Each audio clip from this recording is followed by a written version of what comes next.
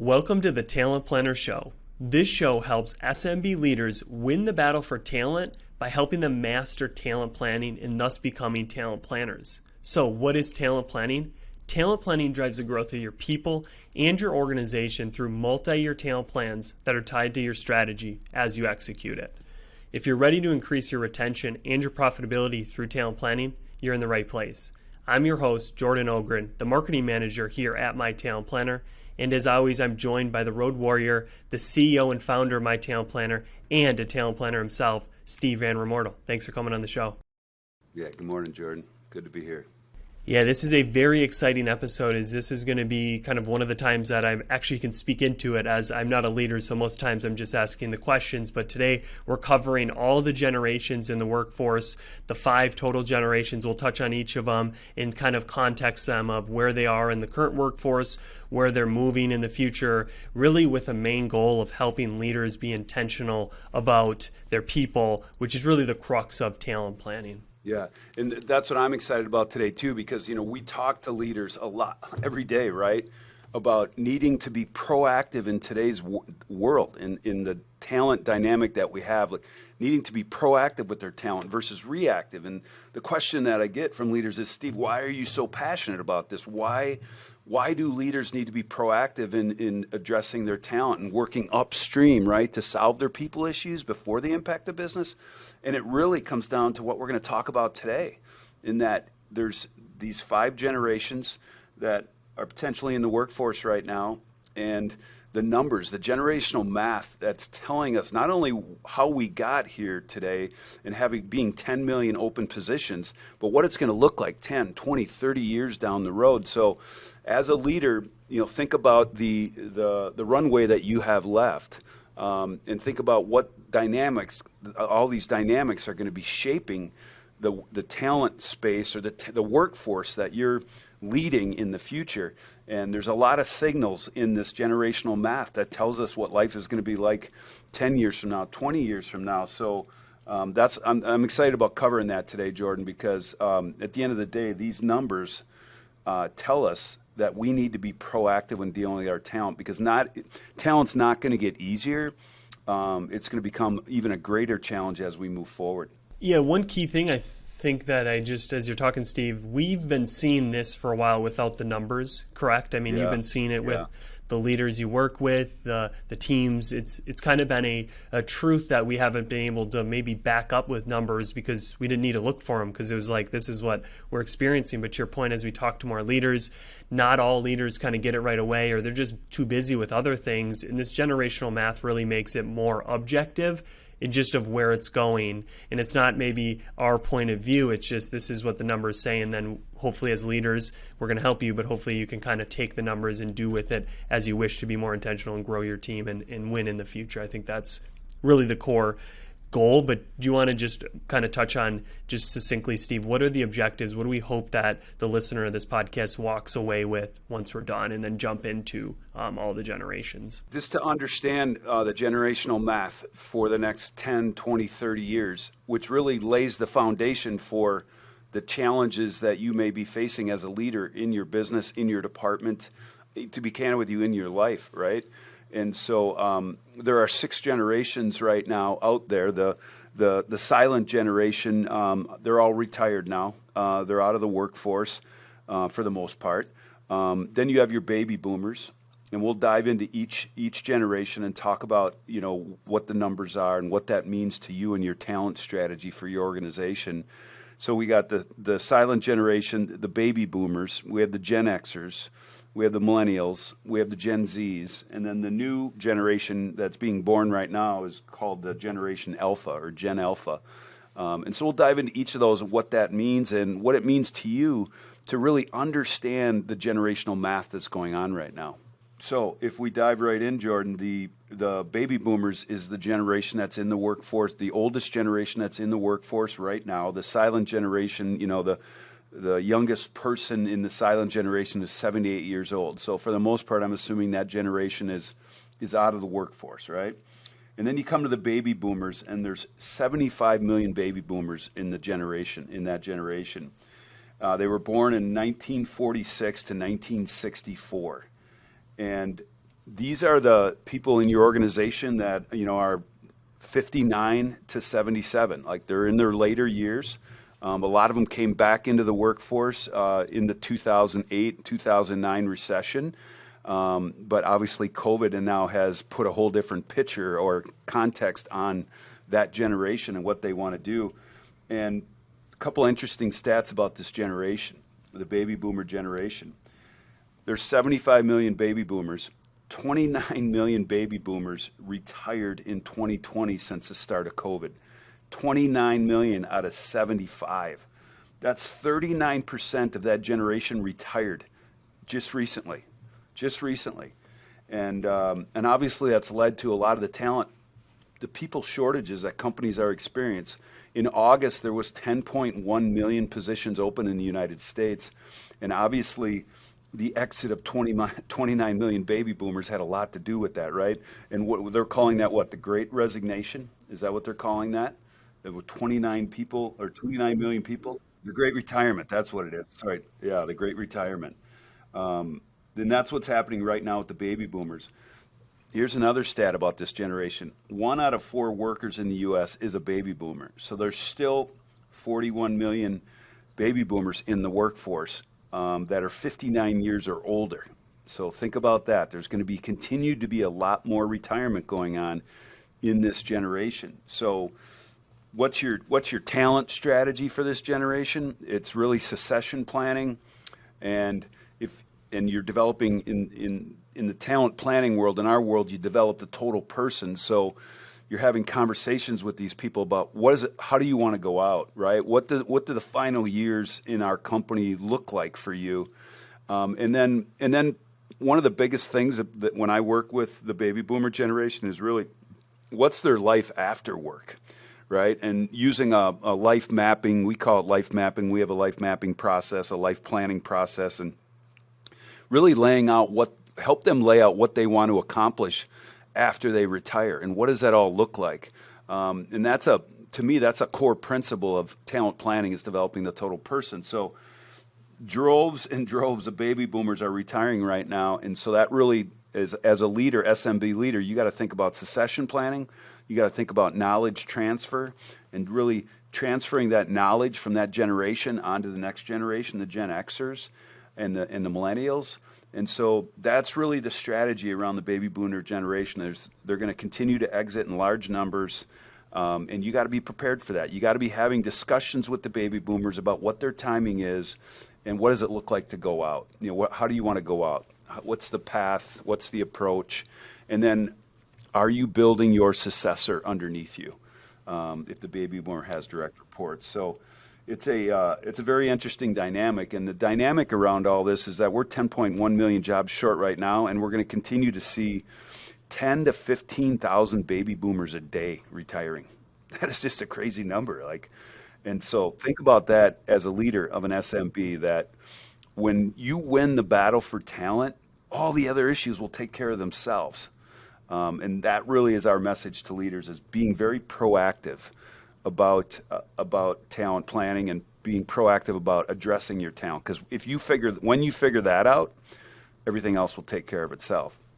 And the number one issue that companies are facing is people, right? People issues, people shortages, and the math tells us that it's not going to get better. So, any other questions or thoughts you have about that baby boomer generation, Jordan? That there's 75 million of them, almost 40% retired in the last 3 years. There's another 41 million in there that I'm assuming are thinking about their retirement, and those are the discussions we need to have. Any thoughts you have on that generation or what's taking place there? Yeah, that's scary, I think.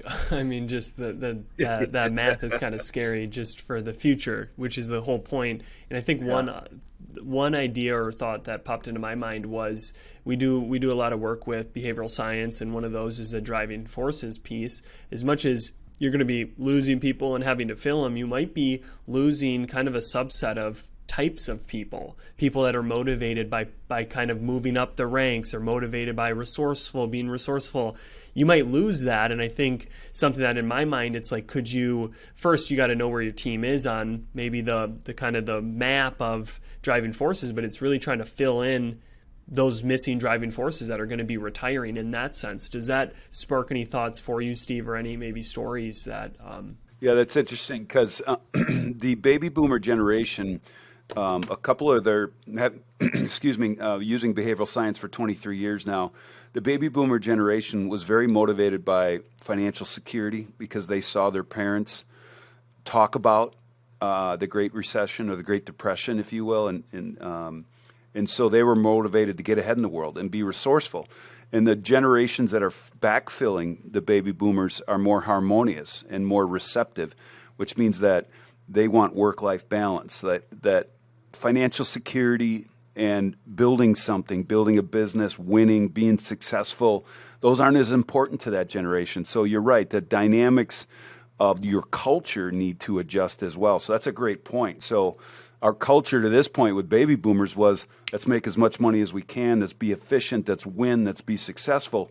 And now with the millennials into the workforce and the Gen Xers into the workforce, a culture of an organization is going to have to morph and really change to make sure that every generation feels at home or wants to be in the culture that's in your organization. So that's an excellent point on your part.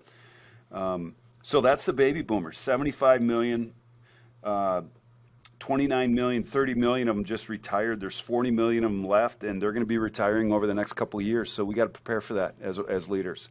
That takes us to the next generation, the Gen Xers.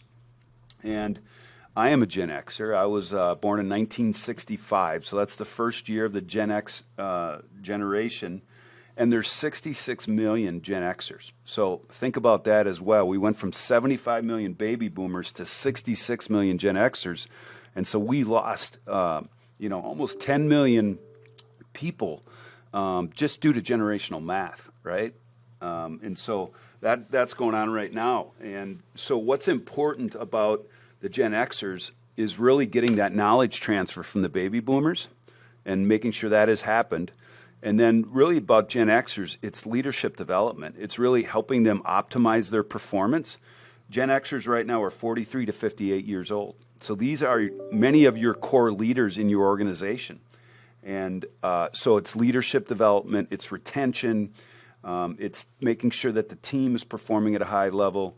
And so the Gen X generation is many of the leaders of your organization. And so really optimizing their performance and making sure that you retain them and really, again, developing the total person, helping them not only love their work, but love their life, right? So we work a lot with this generation because they're the leaders of many of the organizations that we work with right now. So that's the Gen Xers, 66 million of them, and they're 43 to 58 years old right now, and they're in the prime of their careers. Some of them may be getting, towards the end of their careers, depending on where they're at and what they're doing, but these are a lot of the leaders in your organization, and the talent strategy here is let's retain them, let's develop them, let's optimize their performance, both at work and at home. Any thoughts you have on this generation, Jordan? No, I think just iterating that retention point because there is less of them, right? So you don't have as many. If you lose a great leader, it's going to be hard to find one. Now you can always go down the generations, but it's just you're going to be getting differences of experience and stuff. So it's really key to your point to retain these leaders and also help them be that next where the baby boomers are today, growing into that kind of elder state or that point. But yeah, and actually that's a great point too, is really helping your Gen Xers in your workforce, which again, they're 43 to 58, really developing them to be better coaches, talent planners, mentors, because you have two generations underneath them that are coming into the workforce right now. And so a lot of time, one of the things I'll do often with a leadership development plan for a Gen Xer, if you will, is really to help them understand what their leadership development process looks like. The first set, our development process has two sessions. The first session is really understanding your science, and then the second session is really about what do you want to accomplish in your life, and then how do you tie all that together. So giving your leaders a simple leadership development process and training them on how to lead and coach and develop others will be essential because they have millions of people coming up underneath them. So that's another great takeaway right there for the Gen X generation. So again, baby boomers, you got 75 million of them, and half of them are still in the workforce. The Gen Xers, you have 66 million, and they're in the prime of their career right now, especially in the leadership roles that they're occupying. And then we get to the third generation, Jordan. We get to your generation, the millennials, right? The millennials. They were born from 1981 to 1996, and there's 72 million of them. So this is one of the largest generations in the workforce. It is the largest generation in the workforce right now. So the youngest millennials, 27, likely in the workforce, or if they're going to graduate school and stuff like that, they're late in their education. But I would say that a majority of these 72 million are in the workforce. So the first thing that comes to mind to me is one of the largest generations that we've had in a while, the millennials, are all in the workforce, and we're still 10.1 million jobs are open.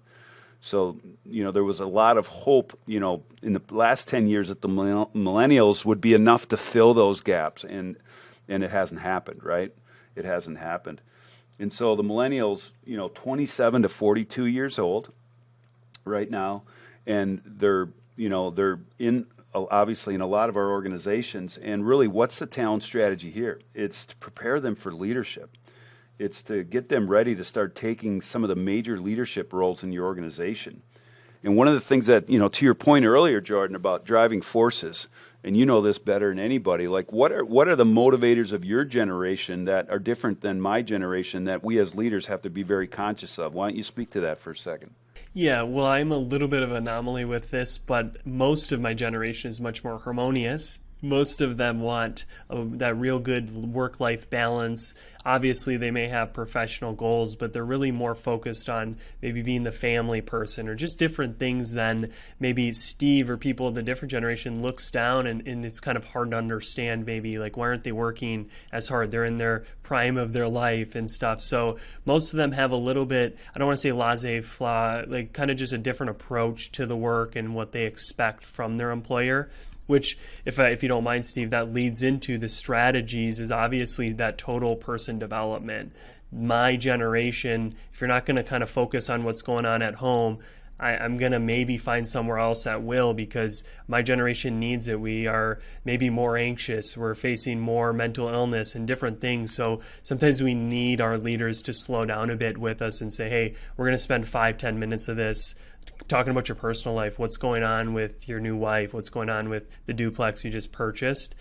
So that's kind of one of the main strategies. But I think, Steve, as you were talking about preparing these, the millennials for leadership. And I think that's something you did. You put me in the Leadership Green Bay program. So that's something, is finding maybe programs that you can put some of these eager, younger leaders in, or soon to be leaders, to just bump shoulders with other leaders. And I think you can find millennials, as much as I was talking about them harmonious, you can find some that are driven to kind of get, like I said, I'm a kind of anomaly, but there's others like me that are still driven by resourcefulness, but maybe a different angle or tilt to it. Mm-hmm. Yeah, one of the things Jordan's speaking to right there is the harmonious driving force. It has been defined as the motivator of the millennials, in that they saw the millennials, again, 27 to 42, they saw their parents, the baby boomer generation, they saw their parents, and Gen Xers, they saw their parents sacrificing to provide financial security, to provide things that their parents didn't have or couldn't provide. And I replicate that big time in our family. I mean, I'm very motivated to provide for my family.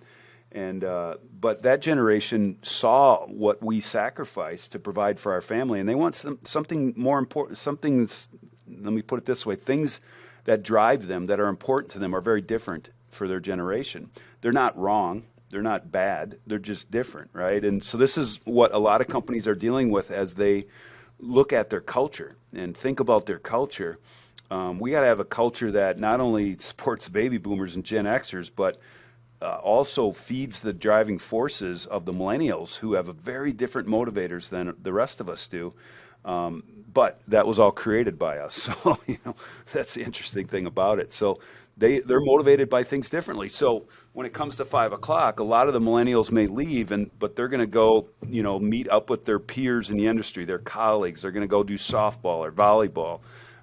And then they may log in later on at night and do some work. So they're very much into having work-life balance and, A great example, a company that I work with, the Gen Xers and the baby boomers are there till 8, 9, 10 o'clock at night when they're in their busy season, but the millennials have left at 5 o'clock because they got stuff that they want to do that's important to them, but they still get their work done. It just may be in a different way than we've done it in the past, right? The old 8 to 5 mentality.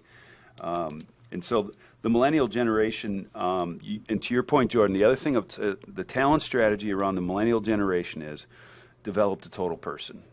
Develop the total person. Because if you're not talking to a millennial, again, 27 to 42 years old, if you're not talking to them about developing them as a total person, not only just the work person, how do we develop their hard skills at work, their soft skills at work, but what are you going to invest in their personal life? And how are you going to help them accomplish what they want to do personally in their life? They have that expectation, that generation does. And if it's not being fulfilled, they're going to find a company that does. So that's where talent planning and total person development come in, especially in the millennial generation, because here you have the largest piece of the workforce is 27 to 42 years old, and they're motivators, and why they work, right? Why they work is totally different than previous generations, and we got to recognize that, and we got to feed those motivators by providing them the things that will retain them.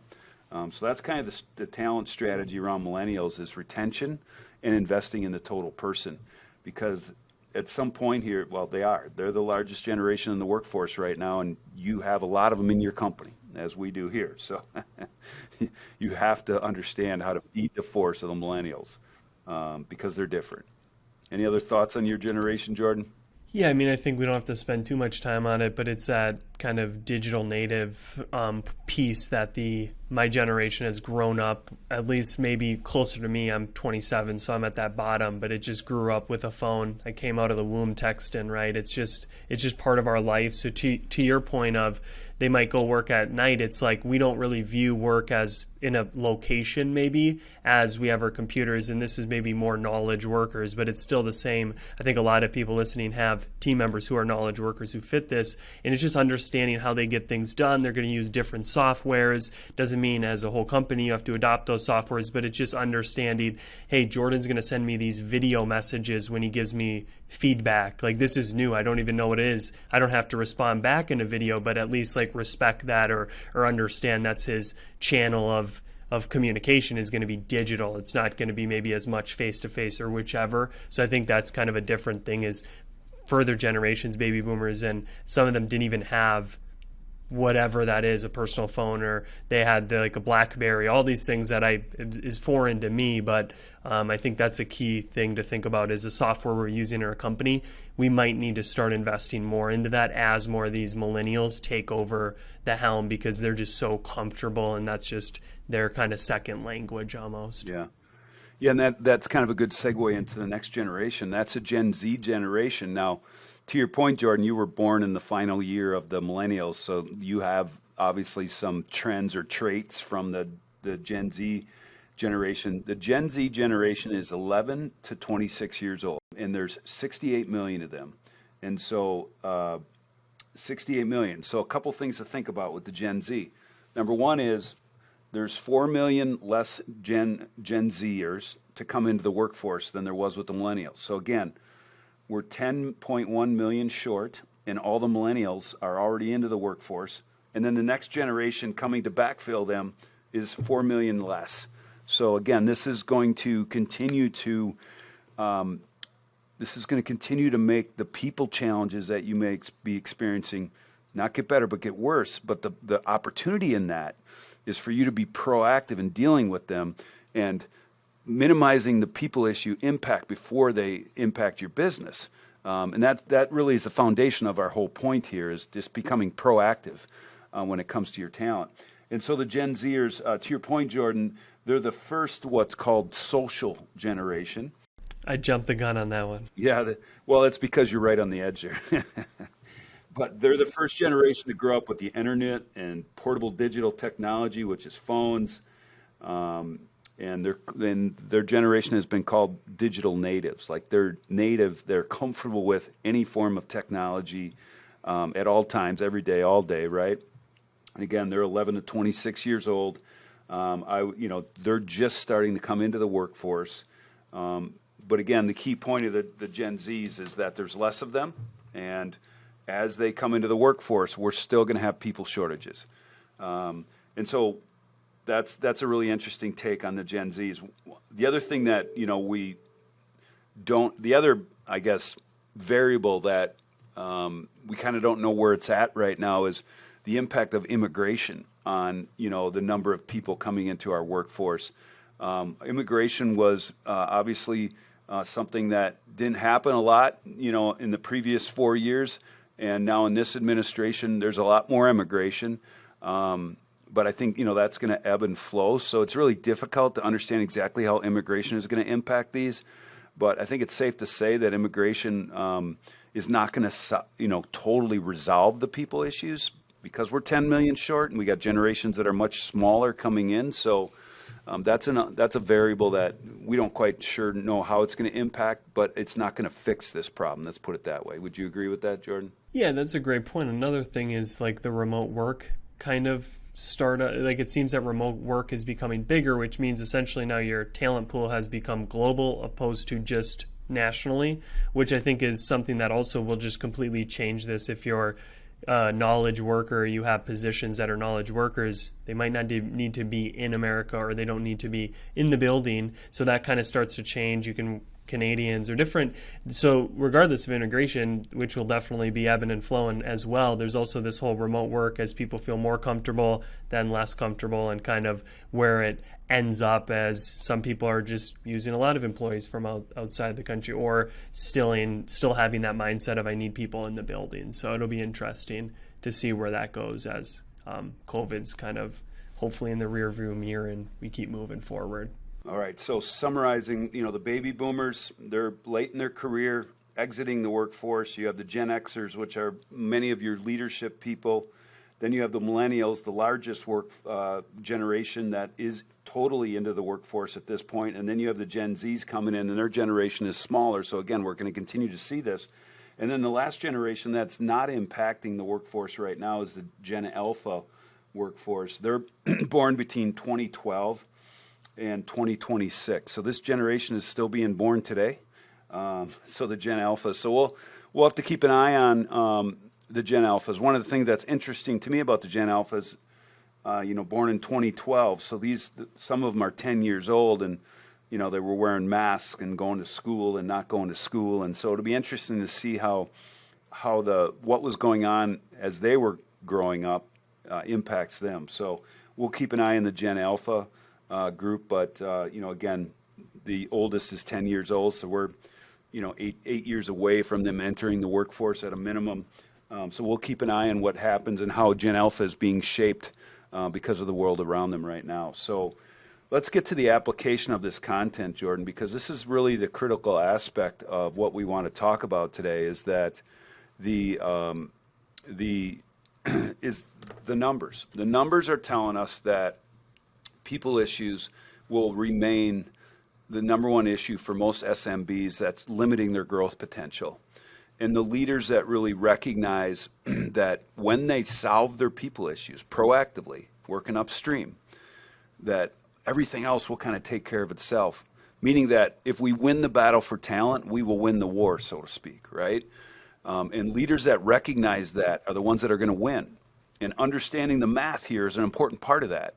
And so, just to summarize, we have a really strong workforce of millennials coming in the workforce, and we just have to continue to invest in them and develop them, and most importantly, retain them, but recognize that their motivators are very different. So overall, we have 10 million jobs open today. We got the largest generation is already in the workforce. We have a lot more retirements. We got 4 to 5 million less people in the generation that's coming into the workforce right now. We have a lower birth rate right now as well. That's another stat we haven't talked about. And again, we're not sure how immigration is going to impact all this. But the key takeaway here is all these numbers are only going to continue to make talent more and more important to SMB leaders. And that's really our key message. That's really our key message and our takeaway from today is be more thoughtful about the talent needs of your organization and really think about them from a generational aspect. When I look at our workforce here, we have 4 generations in the workforce here at our company, and I'm thinking about what that means for our talent plan and what that means for the future of our business. And so recognize that each generation has different needs, different motivators, different demands and desires, but they're all really critical because the talent situation isn't going to get better. It's just going to become more of a challenge. And so the one takeaway I have today for leaders, Jordan, is understand the generational math, understand what it means to your organization, and then develop talent strategies by generation to make sure that you're winning the battle for talent. And this is an interesting takeaway that just hit me, Jordan, is not only do you have to win the battle for talent at a high level, at a macro level, but you got to win the battle for talent within each generation. I mean, think about that. Developing talent strategies by generation in an organization. That's exciting stuff. That is really exciting stuff. And that's what talent planning does. Yeah, because within talent planning, you're doing succession planning, so you're handling the baby boomers, right? You're doing leadership development. You're investing in people. That's the Gen Xers. The millennials, it's about retention. It's about retaining them. It's about investing in them to become your future leaders, but recognizing how they work is different and why they work is different. And then you got the Gen Zs just starting to enter the workforce and really investing in them as well. So developing a talent strategy by generation, maybe understanding the numbers. So if you have 100 employees, how many of them are in each generation, and how can we break down our talent strategies by generation? I mean, that's a cool takeaway that I'm even going to spend more time on in thinking about the talent plan for MyTalentPlanner and Stop the Vanilla. So good stuff there. Good stuff. Any other thoughts you have, questions, comments, takeaways, Jordan, before we wrap up our podcast today? No, I think you did a very fine job covering it. I think that last point was actually an action I had as we were going through it. I'm like, it would be kind of cool for companies to do a percents of their generations, how many employees are in each. And I think that leads to what you're saying of more of that macro. So the micro is all the different strategies, but that becomes more of your macro of, hey, we're really unbalanced right now because we have 67% baby boomers. Like being able to see that. So when you're building your talent plan, you say in 3 years, in 5 years, we want this to slightly shift. We want people, and then from that, obviously you go micro. Okay, well, we need succession plans because we need to get people up, and it just makes sense for me of like taking that whole view of your team and understanding today we're here. Where do we maybe want to be with our talent in 3 years, in 5 years? And it's not totally like chopping off certain ones or whatever. It's just, are we where we want to be today? And I'm going to guess sometimes it's going to be maybe we're over or under in certain areas, and trying to get to be not equal, but just more prepared for that future, which is being intentional, which I think is really at the core of this episode, which you touched on, is just customizing your approach, being intentional with every single employee, depending on their generation, but also like me, I'm a good example of someone that is kind of on the border of both, and I have some things that are different than a lot of my generational peers. So it is good to use behavioral science, because then you can make sure you're not just juxtaposing a kind of a stereotype on someone of you're going to be like this. But it's good just to know in the sense too of like, if I have this many millennials and we're doing no after 5 events, maybe we're upsetting some people because some of them might want that kind of community aspect after work or whichever. But so in talent planning, we develop talent plans at the leadership team, a 3-year talent plan for the leadership team, a 3-year talent plan in each department, and then a talent plan for each person. Over time, you eventually put talent plans in place for each person. You could even take it to a whole nother level, Jordan, and put talent plans in place by generation in your organization. So to your point, if we have 60% of our workforce is baby boomers, man, we got to look at succession planning. We got to get into knowledge transfer. If 60% of your workforce is millennials, we got to get into developing the total person and making sure we retain that generation. So I want to continue to think about that and develop talent strategies by generation, so one takeaway for me is calculate the percent of generations we have in our workforce and what are our talent strategies by generation. That's an awesome takeaway from our conversation today. All right, we might have to end it here, Steve. We're giving too many gold nuggets to the leaders listening. We got to. the takeaway from today would be to calculate your percent of your workforce in each generation and develop talent strategies by generation in your workforce, and you will win the battle for talent. And recognize that when we win at talent, we're going to win at most other things as well, because our people issues have been the thing that's limiting our growth the most. So awesome podcast, great objective data, and there's a ton of resources, at MyTalentPlanner.com to help you plan for your talent, both, by leadership team, by department, by individual, or by generation. So that's the main takeaway, Jordan. Awesome content today. Great discussion. Yes, yeah, that's great. You already kind of alluded to where you can get content, mytalentplanner.com. But first, thank you for listening. If you're still with us, we appreciate you sticking on. So if you want to go deeper on talent planning, how to build these talent plans at every single level, now even the generational level, you can find all of that on our website, free resources, free book. It's all there. And also free 14-day trial if you want to try out My Talent Planner to kind of automate this process and just make it easier and simpler for your team. So thank you for watching today's episode. If you got some value, it'd be very meaningful to us if you could leave a 5-star review, 4-star review, 6-star review, so others like you can find this podcast. And just to remember that the future of talent is talent planning, and those who will win in the future are talent planners, and that's what we're helping build on this show. Thank you for tuning in, and see you next week.